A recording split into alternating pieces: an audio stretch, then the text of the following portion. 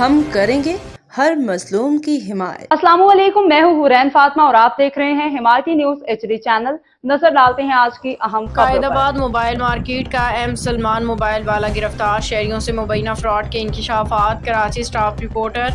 قائد آباد mobile market میں مبینہ طور پہ جعلی موبائل فونز فروخت کرنے اور شہریوں کو سوشل میڈیا کے ذریعے دھوکہ دینے والے ایم سلمان موبائل والا آخرکار قائد آباد پولیس اور اسپتال برانچ انٹیلیجنس کے ہتھے چڑھ گیا۔ تفصیلات کے مطابق قائد آباد پولیس اسپیشل برانچ انٹیلیجنس کی مشترکہ کارروائی کے دوران بغیر قانونی طور پر مقیم افغان باشندوں کے خلاف کریک ڈاؤن کیا گیا، جس میں مبینہ نوسرباز میاں سلیمان ملوک اور ایم سلمان ول سیف الملوک کو گرفتار کیا گیا۔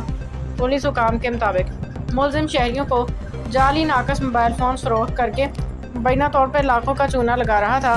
ذرائع کے مطابق ملزم قائد آباد موبائل مارکیٹ میں بطور ایم سلمان موبائل والا کے نام سے مشہور تھا۔ اس کے خلاف متعدد شکایات پہلے ہی سامنے آ چکی تھیں۔ مزید اطلاعات کے مطابق ملزم غیر قانونی طور پہ اپنی فیملی کے ہمراہ رہائش پذیر تھا، جبکہ اس کا ویزا بھی ایکسپائر ہو چکا تھا۔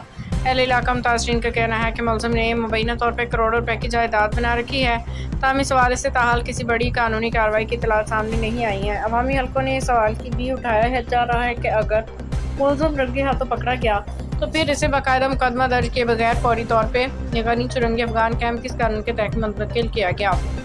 ذرائع کا دعویٰ ہے کہ SHO قائد آباد اعجاز احمد خان پر بھی مبینہ طور پہ سنگین الزامات عائد کیے جا رہے ہیں۔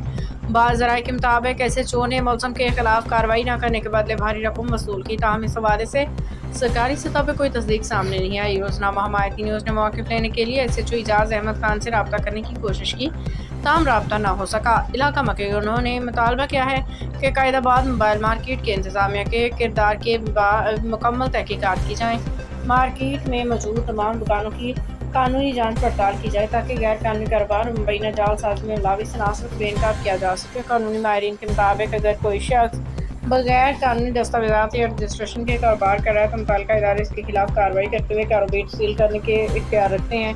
شہریوں نے مطالبہ کیا ہے کہ ملزم کے خلاف مکمل قانونی کارروائی کی جائے، متاثرین کو انصاف فراہم کیا جائے، سزا مکمل ہونے کے بعد بھی اسے خاندان سمیت ملک بدر کیا جائے۔ روزنامہ حمایتی نیوز اس معاملے کی مزید تفصیلات اور تحقیقات میں مبنی اگلی رپورٹ جلد شائع کرے گا۔